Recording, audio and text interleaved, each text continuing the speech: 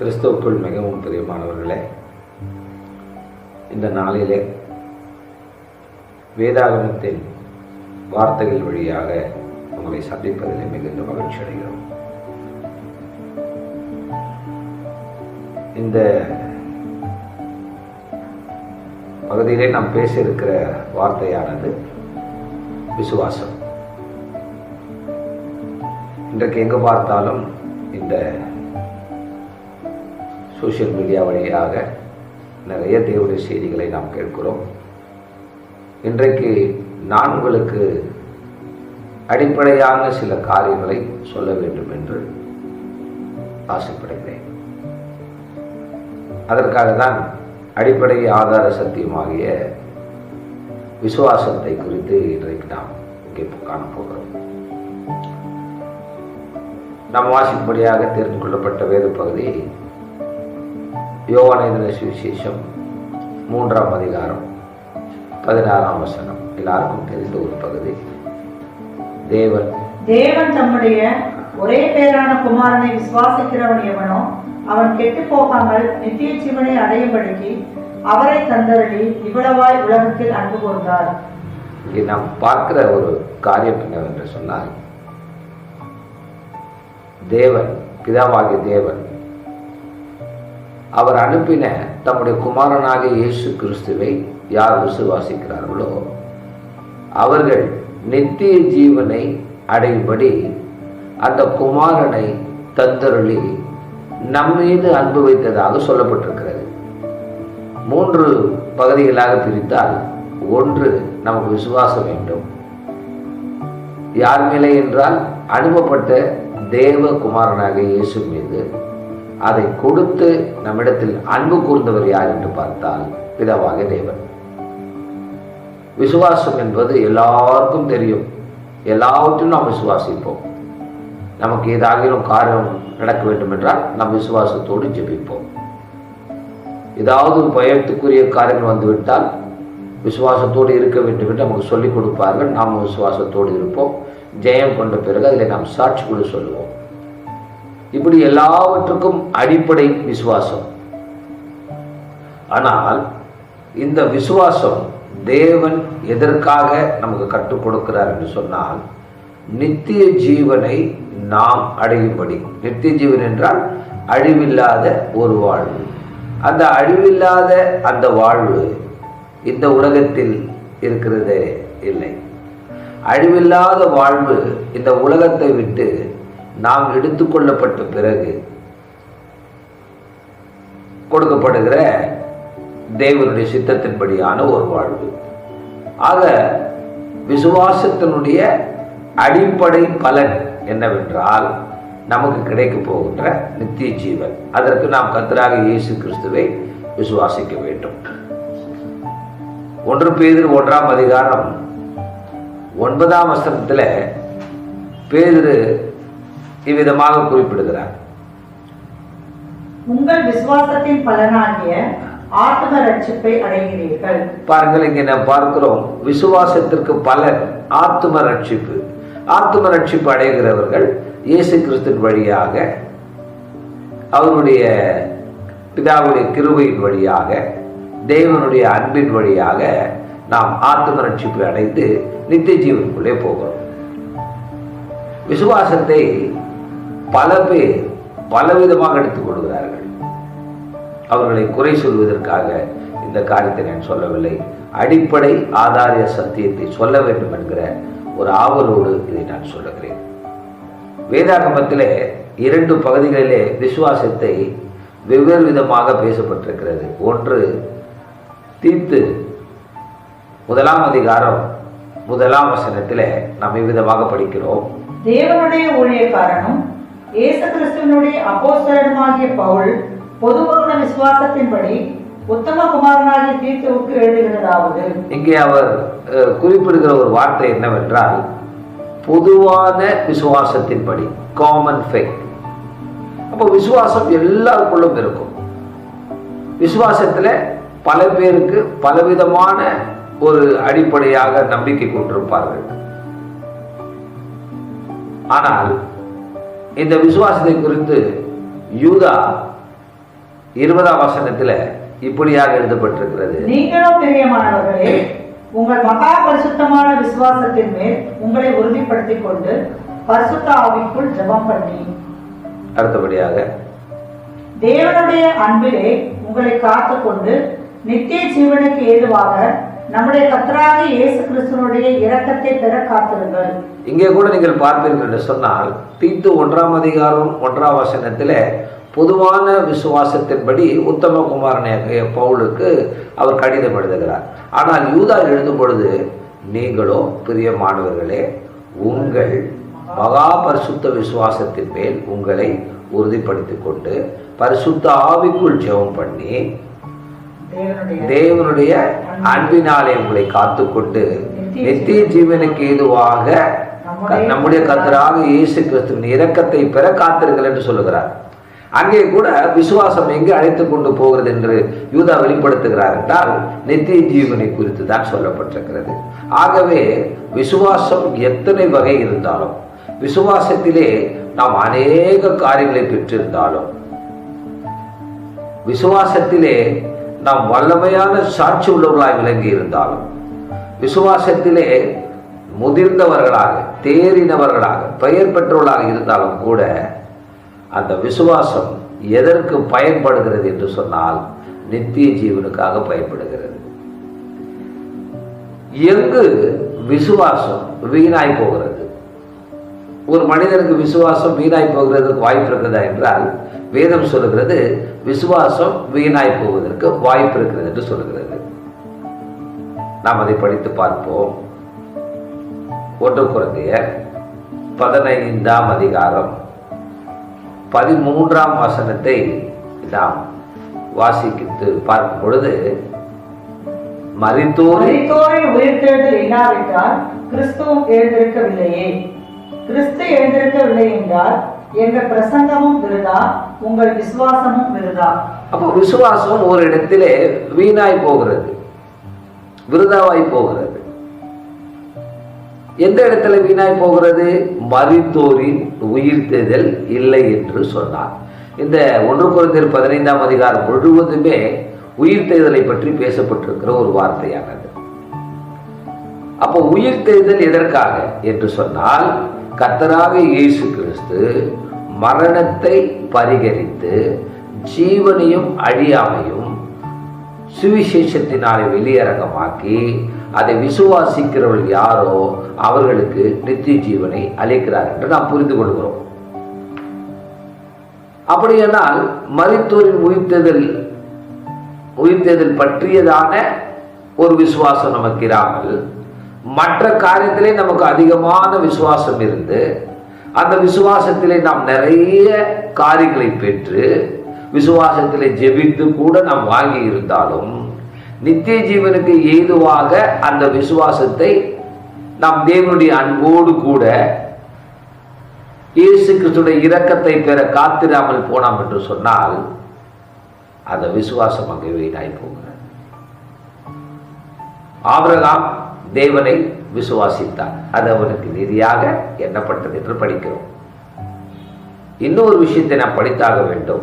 எபேசியருக்கு எழுதின நிருபம் 2ஆம் அதிகாரம் 8ஆம் வசனம் சொல்லுகிறது, கிருபையினாலே விசுவாசத்தை கொண்டு ரட்சிக்கப்பட்டீர்கள், இது உங்களால் உண்டானதல்ல, தேவனுடைய ஈவு என்று எழுதப்பட்டிருக்கிறது. தேவனுடைய ஈவு என்பதின் பொருள் என்னவென்றால் தேவன் நமக்கு பரிசாக கொடுத்தார் என்று பொருள். அப்படியானால் விசுவாசம்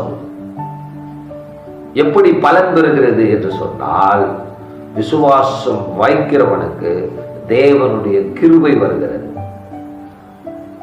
இப்படி சொல்ல போனால் தேவனுடைய கிருபை இருக்கிறவன் விசுவாசிக்கிறான்.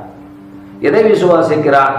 நான் கர்த்தராகிய இயேசு கிறிஸ்துவினுடைய காயங்களினாலே குணமடைகிறேன், கர்த்தராகிய இயேசு கிறிஸ்து இரத்தத்தினாலே என் பாவங்களும் சாபங்களும் கழுவப்பட்டிருக்கிறது, கர்த்தராகிய இயேசு கிறிஸ்து மரித்ததினாலே அவருடைய மரணத்தின் சாயலில் நான் இணைக்கப்பட்டிருக்கிறேன், கர்த்தராகிய இயேசு கிறிஸ்து மரித்தோரிலிருந்து உயிர்த்தெழுந்ததினாலே நானும் அந்த உயிர்த்தெழுதலிலே இணைந்திருக்கிறேன்.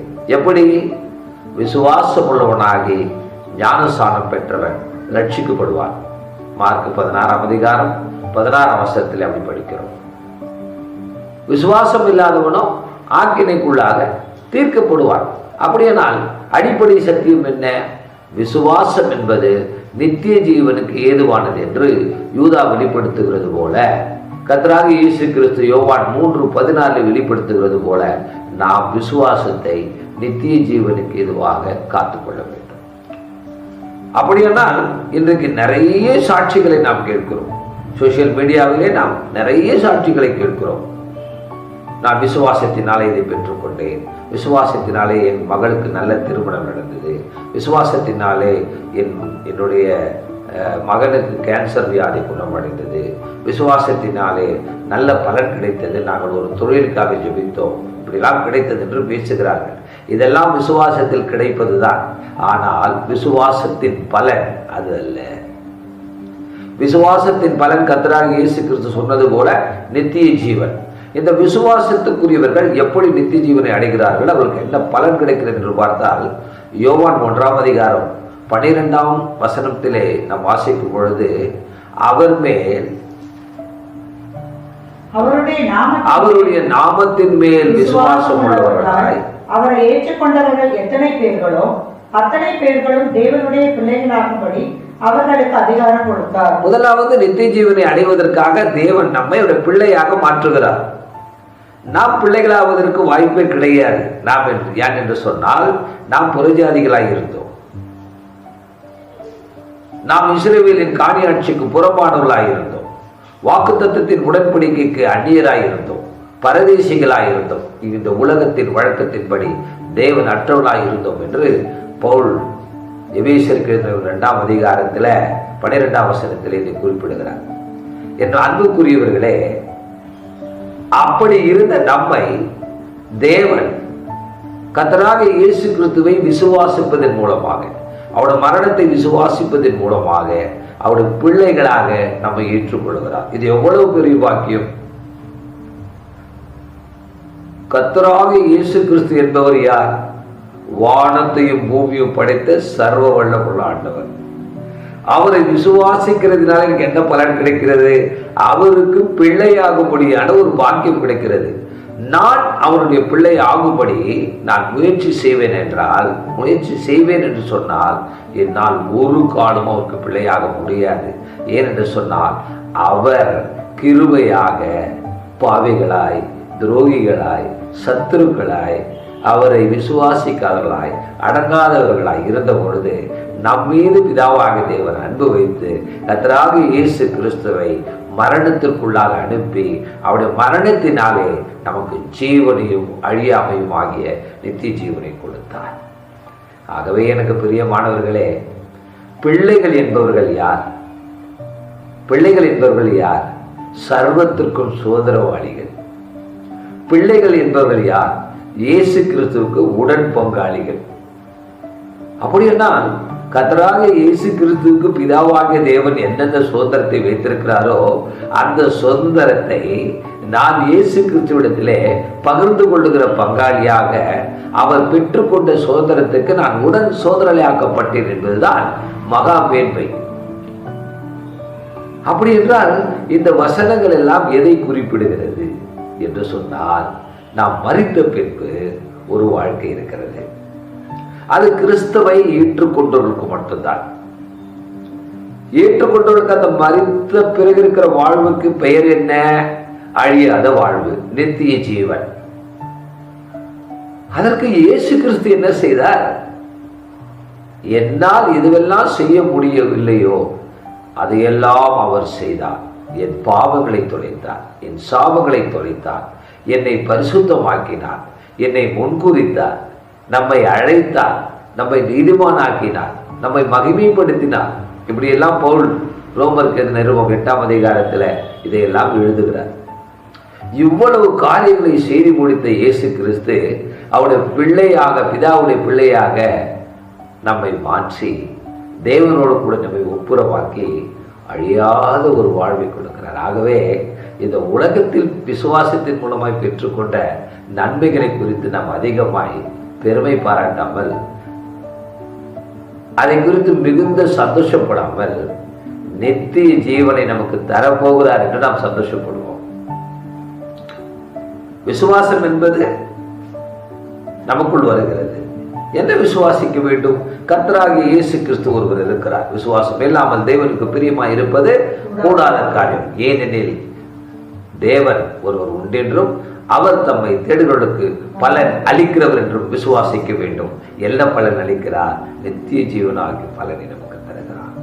இயேசுவோடு கூட பிதாவாகிய தேவனோடு கூட யுக யுகமாக நம்ம வாழப்போகிறோம். மகிமையான வாழ்வு. இந்த உலகத்தில் அந்த வாழ்க்கையோடு எதையும் ஒப்பிட்டு பார்க்க முடியாது. இதுல ஒரு விசேஷமான ஒரு காரியம் என்னவென்று சொன்னால், தேவன் நம்மை பிள்ளைகள் ஆக்குவதிலே ஒரு விசேஷித்த காரியம் இருக்கிறது. அதை உங்களுக்கு நான் சொல்ல வேண்டும் என்று விரும்புகிறேன். யோவான் 1:12-13 வாசித்து பார்த்தால், அவருடைய நாமத்தின் மேல் விசுவாசம் உள்ளவர்களாய் அவரை ஏற்றுக்கொண்டவர்கள் எத்தனை பேர்களோ அத்தனை பேர்களும் தேவனுடைய பிள்ளைகள் ஆகும்படி அவர்களுக்கு அதிகாரம் கொடுத்தார். அவர்கள் இரத்தத்தினாலாவது மாம்ச சித்தத்தினாலாவது புருஷனுடைய சித்தத்தினாலாவது பிறவாமல் தேவனாலே பிறந்தவர்கள். அல்லேலூயா. நாம பார்க்கிறோம் இங்கே, இயேசு கிறிஸ்துவின் நாமத்தின் மேல் விசுவாசம் உள்ளவர்களாய் அவரை ஏற்றுக்கொண்டவர்களுக்கு பிதாவாகிய தேவன் பிள்ளைகளாகக்கூடிய அதிகாரம் கொடுத்து விட்டார். அவர்கள் பிள்ளைகளாகி விட்டார்கள். அவர்கள் இரத்தத்தினாலாவது புருஷ சித்தத்தினாலாவது மாம்சத்தினாலாவது பிறவாமல் தேவனாலே பிறந்தவர்கள். நமக்கு ஒரு தகப்பன் இருக்கிறார். அவருடைய வழியிலே நாம் பிறந்திருக்கிறோம். இந்த உலகத்தில அழிக்கப்பட்ட பொழுது தேவன் மேல விசுவாசம் இல்லாதவர்கள் எல்லாம் அழிந்து போனார்கள். நோவா காலம் முதல் கொண்டு அழிந்து போனவர்கள் யார் என்று கேட்டால் தேவனை விசுவாசியாதவர்கள். அப்ப உலகத்தில் வாழ்ந்து என்ன மேன்மை இருக்கிறது? உலகத்தில் விசுவாசத்தில் அநேக நன்மையை பெற்றுக் கொண்டதுக்கு என்ன பலன் இருக்கிறது? அந்த பலன் முடிவின் பலனாகிய நித்திய ஜீவனை நான் பெற்றுக்கொள்ளாமல் போனால், பவுல் கொரிந்தியருக்கு சொன்னது போல, அங்கேதான் விசுவாசம் வீணாய் போகிறது.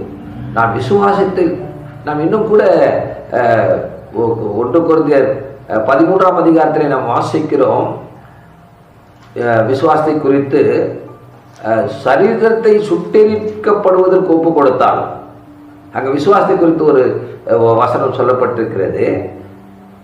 நாம் அதை வாசித்து பார்க்கலாம். 2ஆம் வசனம் என்று நினைக்கிறேன். நான் தீர்க்க தரிசன வரத்தை உடையவனாய் இருந்து சகல ரகசியங்களையும் சகல அறிவையும் அறிந்தாலும் மலைகளை பேர்க்கத்தக்கதாக சகல விசுவாசம் உள்ளவனாய் இருந்தாலும். அப்போ மலைகளையே பேர்க்கத்தக்க விசுவாசம் கூட நித்திய ஜீவனை அடையாமல் போனால் அந்த விசுவாசம் வீணாய் போகிறது. ஆகவே நம்முடைய அடிப்படையான விசுவாசம் நித்திய ஜீவனுக்கு ஏதுவானது. ஆகவே இந்த உலகத்தின் காரியத்திற்காக நாம் கிறிஸ்துவின் மேல் நம்பிக்கை வைக்காமல், விசுவாசம் வைக்காமல், நித்திய ஜீவனுக்காக நம்பிக்கை வைத்து விசுவாச பயணத்திலே நாம் பயணம் செய்வோம். நம்மை அழைத்தவர் உண்மை உள்ளவர். அந்த விசுவாசத்தின் பலனாகிய ஆத்தும ரட்சிப்பை கொடுத்து அவருடைய பிள்ளைகளாக நம்மை மாற்றி அழிவில்லாத நித்திய ராஜ்யத்துக்கு நம்மை அழைத்து சென்று அங்கே அவரோடு கூட நம்மை வாழ வைப்பார் என்று நான் விசுவாசிக்கிறேன். ஏனென்றால் உலகம் கடைசி காலத்தில் இருக்கிறது. உலகம் அழிய போகிறது. உலகத்தின் முடிவு வரப்போகிறது. விசுவாசம் விரதாய் போகாதபடிக்கு இந்த உலகத்தின் காரியங்களின் மேலே நாம் விசுவாசம் வைக்காமல் நித்திய ஜீவன் மேலே நாம் நம்பிக்கை வைத்து கர்த்தராகிய இயேசு கிறிஸ்துவை விசுவாசித்து அவர் மூலமாக பிதாவாக தேவன் செய்து முடித்த காரியங்கள் மீது நம்பிக்கை விசுவாசம் வைத்து காணப்படாத இருக்கிற அந்த ராஜ்யத்தை விசுவாசித்து பலன் பெறுவோம். கர்த்தர் நம்மை அழைத்து செல்வார். நம் ஒருபோதும் அவரால் நாம் கைவிடப்பட மாட்டோம். அழிவில்லாத அந்த வாழ்வுக்கு விசுவாசம் அடிப்படையானது. ஆமென்.